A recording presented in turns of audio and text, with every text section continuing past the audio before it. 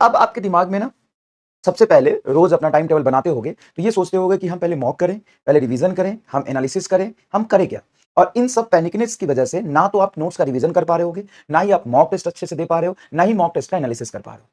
तो सबसे पहले इंपॉर्टेंट बात है कि घबराना बंद करो। सबसे पहली बात, पैनिक होना बंद करो, उससे कुछ फायदा या नुकसान नहीं होगा। ठीक है। और it is just an exam, और ये एग्जाम की तैयारी आप बहुत लंबे समय से कर रहे थे तो ऐसे भी बहुत प्रॉब्लम की बात नहीं है, आप अच्छा ही करोगे, आपने अच्छा तैयारी किया है। अब आप कह रहे हो कि नहीं हमने कुछ गलती किया था, तो गलती किया था तो हो गया ना। अब 5-6 दिनों में जो अपना बेस्ट दे सकते हो वो दो, एग्जाम दो, उसके बाद देखेंगे क्या करना है। अब यहां से पैनिक होके जो 6 दिन है वो भी खराब करने से कुछ मिल तो नहीं जाएगा, एक्स्ट्रा ओवर थिंकिंग करने से कुछ मिल तो नहीं जाएगा, ना से कुछ हाँ तो भला होगा। हाँ, तो अब आपको क्या करना है देखिए ध्यान से। ठीक है ना, अब आपको क्या करना है ध्यान से देखिए। साल भर आपने बहुत पढ़ा है, बहुत लेक्चर देखे, बहुत कुछ किया है, लेकिन फिर भी बाद में एक्चुअल में जब क्वेश्चन पेपर सामने आता है ना, तो आपको लैंग्वेज पढ़ना होता है, आपको फॉर्मूला मेमोराइज करना होता है। तो अभी से आने वाले 5-6 दिन तक आपको क्या करना है वो आपको बताता हूं।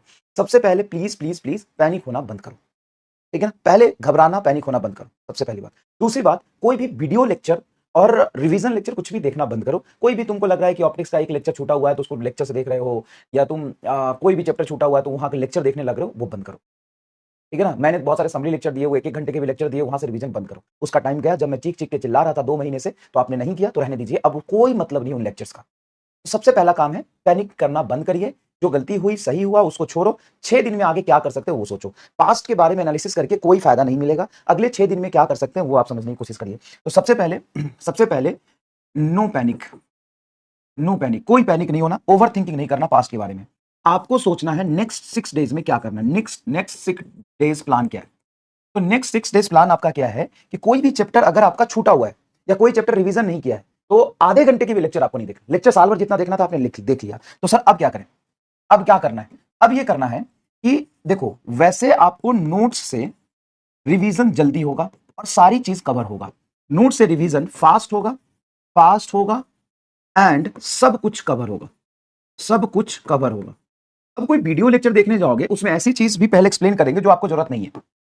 तो यहां पे प्रॉब्लम यह है कि कोई भी एक चीज जो सबके लिए कॉमन हो जरूरी नहीं है, आपकी रिक्वायरमेंट अलग है। कुछ भी याद नहीं आ रहा, याद बेटा ऐसे बैठ के सोचोगे ना तो नहीं आएगा, लेकिन जैसे एग्जाम में बैठोगे, पेपर लिखोगे तो आपको याद आ जाएगा। ठीक है, तो नोट से रिवीजन करना है, formula, formula only, not question, formula only, सिर्फ फॉर्मूला, नॉट क्वेश्चन। कैसे रिवीजन करना वो भी मैं आपको बता देता हूं। एग्जांपल के लिए जैसे मैं वेब ऑप्टिक्स की बात करूं, तो वेब ऑप्टिक्स में आपको ये पढ़ना है कि वेब फ्रंट क्या होता है बस, उसके बाद वेब फ्रंट और रे में क्या रिलेशन होता है बस, उसके बाद इंटरफ्रेंस पढ़ाया है तो इंटरफ्रेंस में मैक्सिमा और मिनिमा के रेशियो का क्या फॉर्मूला होता है। ठीक है, उसके बाद young double slit, YDSC, young double slit experiment में जो पाथ डिफरेंस होता है डेल्टा एक्स, वो होता है शायद डी साइन थीटा, और एंगल छोटा होता है तो साइन थीटा को टैन लिख सकते हैं, d tan theta, and d tan theta, tan theta को लिख सकते हैं परपेंडिकुलर बेस, मतलब d y by capital D, that is equal to n lambda. ठीक है, तो वाई की वैल्यू यहां से हो जाएगा n lambda capital D by small d. यह है position of nth bright fringe, यही तो है position of nth bright fringe. Position of dark fringe देखोगे तो 2n + 1 into lambda by 2d होगा, जहां पे n -1 रख दो जहां पे n की वैल्यू 1 से शुरू करोगे, n की वैल्यू किससे शुरू करोगे, 1 से शुरू करोगे।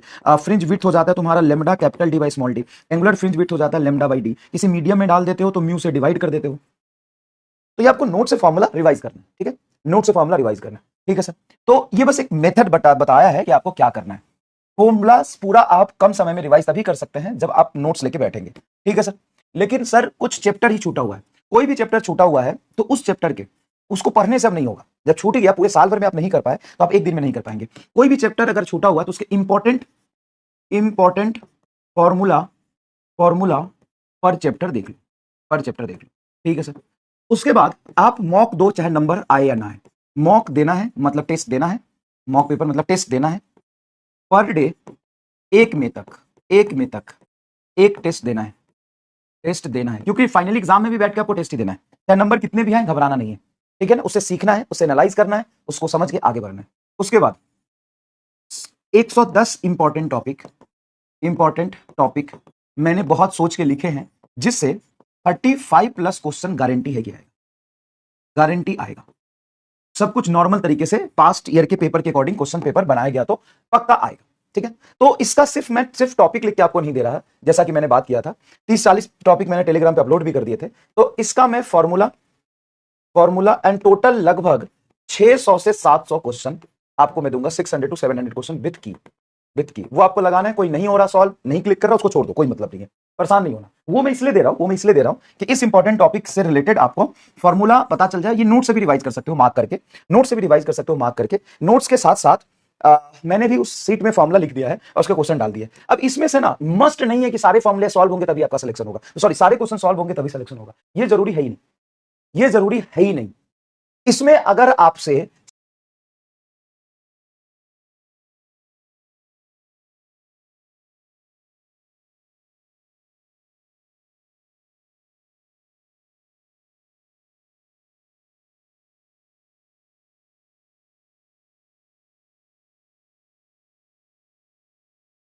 उससे सीखना है, उससे एनालाइज करना है, उसको समझ के आगे बढ़ना है। उसके बाद 110 इंपॉर्टेंट टॉपिक मैंने बहुत सोच के लिखे हैं, जिससे 35 प्लस क्वेश्चन गारंटी है कि आएगा, गारंटी आएगा। सब कुछ नॉर्मल तरीके से पास्ट ईयर के पेपर के अकॉर्डिंग क्वेश्चन पेपर बनाया गया तो पक्का आएगा, ठीक है।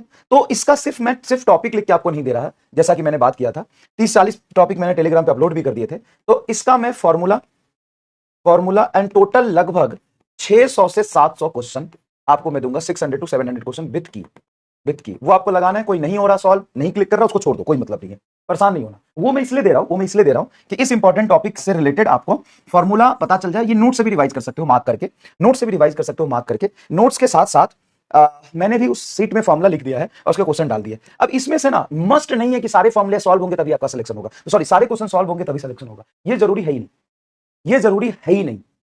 इसमें अगर आपसे 70% क्वेश्चन सॉल्व हो रहा है, मोर देन इनफ है। 70% क्वेश्चन सॉल्व हो जाए, मोर देन इनफ है, सॉल्व हो जाए, मोर देन इनफ है, मोर देन इनफ है, मोर देन इनफ है। क्योंकि ये क्वेश्चन अच्छे लेवल के बनाए, ठीक है ना, क्वेश्चन अच्छे लेवल के बनाए, तो उसमें से 60-70% सॉल्व हो जाए चलेगा। उसमें से 2-4 क्वेश्चन आपसे नहीं सॉल्व हो रहा है या क्लिक नहीं कर रहा, आप छोड़ सकते हो।